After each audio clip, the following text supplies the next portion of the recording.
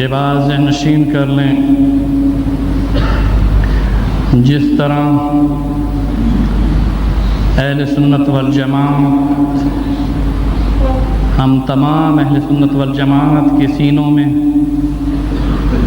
صدیق اکبر کی صداقت، فاروق اعظم کی عدالت،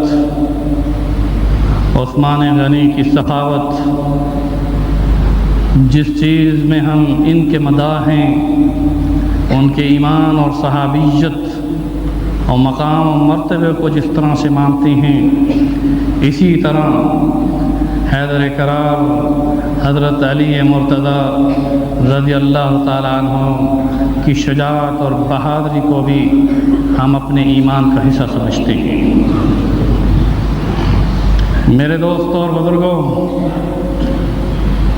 ایمان کامل نہیں ہو سکتا جب تک کہ ہمارے سینوں میں اہل بیت کی محبت نہ ہو۔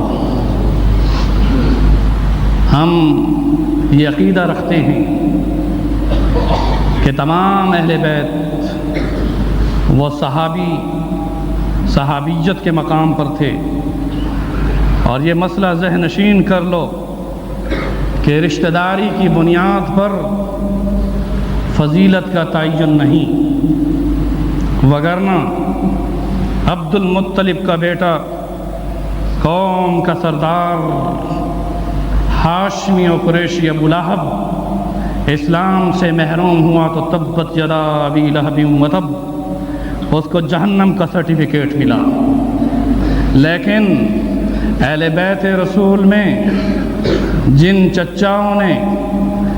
جن پھوپھیوں نے، جن خاندان رسالت نے، جن ہاشمیوں نے، جن قریشیوں نے رسول اکرم صلی اللہ علیہ وسلم کے خونی رشتے کے ساتھ ایمان کی نگاہ سے دیکھ کر